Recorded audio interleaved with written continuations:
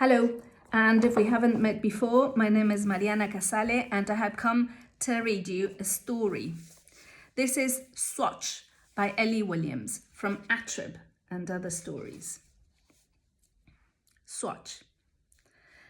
Peter noticed the unspeakable colour during Stuart's 12th birthday party. The house was erupting with all the usual paroxysms that accompany excellent games of hide and seek. There was shrieking, stomping, hissed invectives and sharply slammed doors. Peter and Stuart had happened upon the same bolt hole at the very same second, and they eyed each other warily on its threshold. There was no point wasting time negotiating terms or rights of way. They bundled into the airing cupboard on the upstairs landing and pushed the door shut by falling against it in a shushing, adrenalized heap.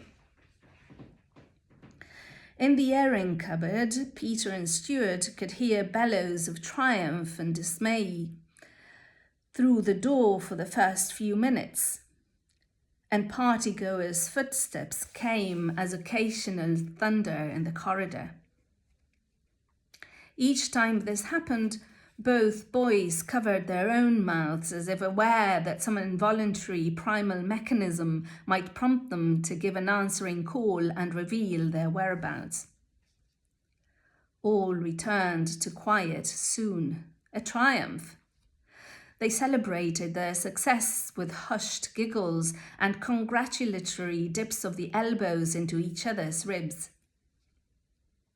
These nudges gradually changed and became tangled, bored tussles for space when it became more obvious that their spot had been chosen perhaps rather too well.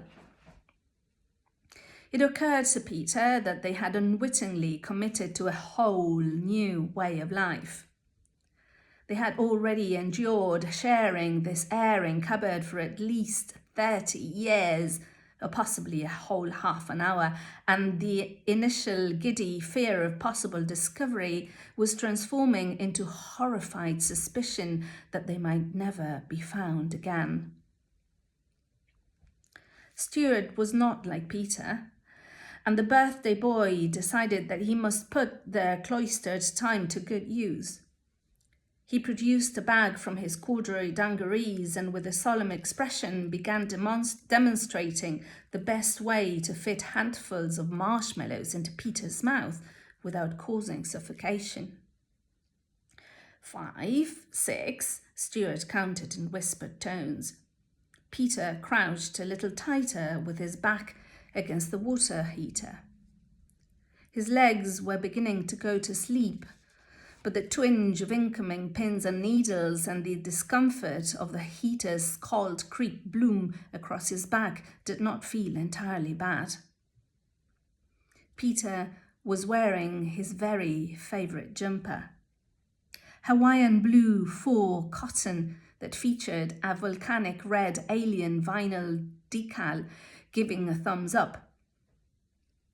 And the water heater made the airing cupboard smell like tinned peaches. Stuart had been hitting the jelly and ice cream table pretty hard since breakfast, and his pupils were larger than usual. As he let marshmallow upon marshmallow push past his teeth, Peter was aware that he was looking at his friend's eyes rather than looking into them, and that realizing this meant that he had to look away at once. He concentrated on a knot in the wooden shelf above him for a second, then felt his gaze slip back down. Peter knew that his own eyes were an odd mix of colours. When asked for their colour, he would say brown. But not only were there odd squiggles, quirks and dots within the colours there, soft twisted braids and paisley patterns in the meat of his iris, but the actual shades of Peter's eyes changed minutely but crucially according to both the season and the time of day.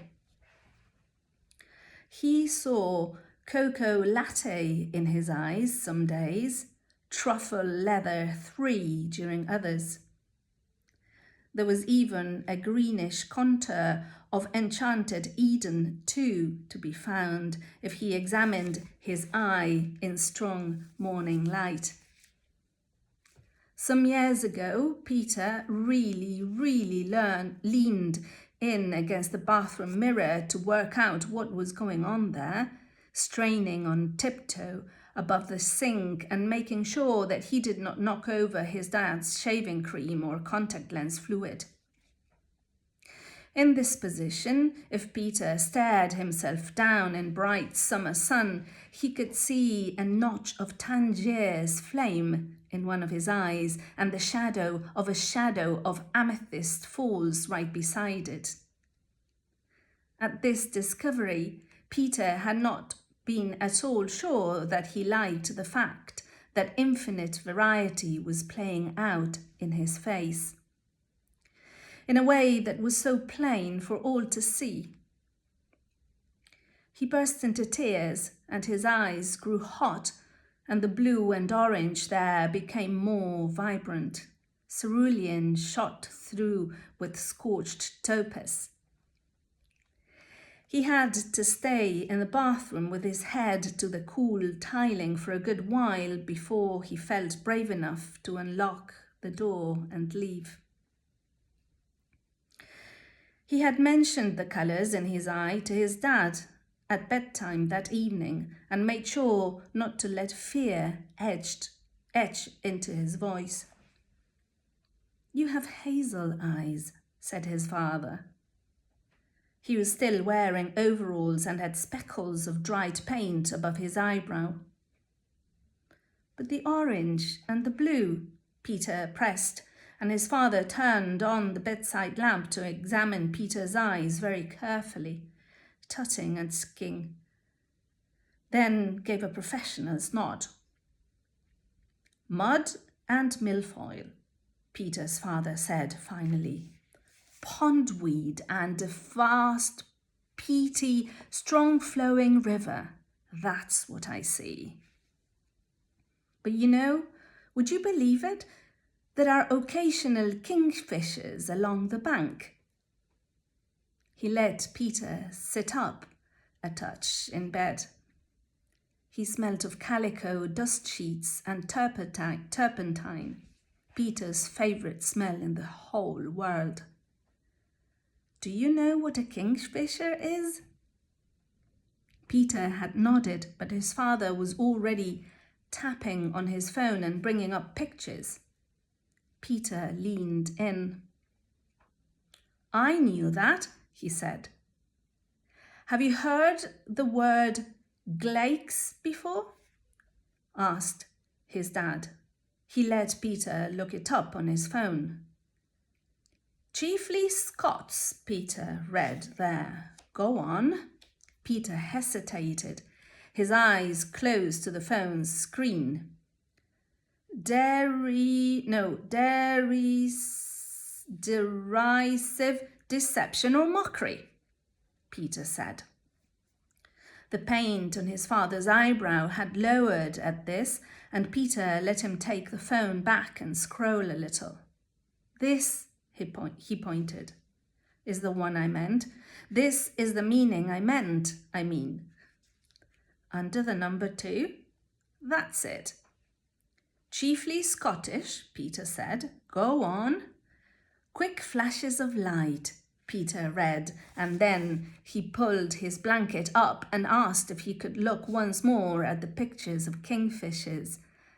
And that night he went to sleep, knowing that was really important about the secret colours, that what was really important about the secret colours in one's eye is the fact that somebody would have to be very, very, very close in every way before they could know anything about them.